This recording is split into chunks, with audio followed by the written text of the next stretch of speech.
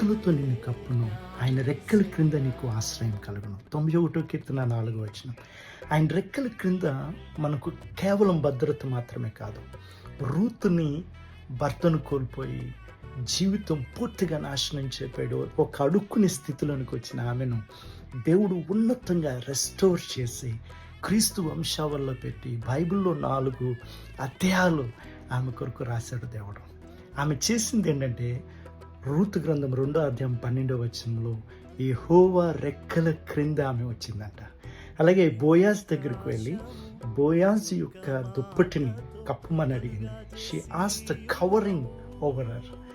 ఆమె ఎప్పుడైతే ఈ విషయాన్ని చేయగలిగిందో, దేవుడు తన జీవితంలో కంప్లీట్ రెస్టరేషన్ తీసుకొచ్చాడు.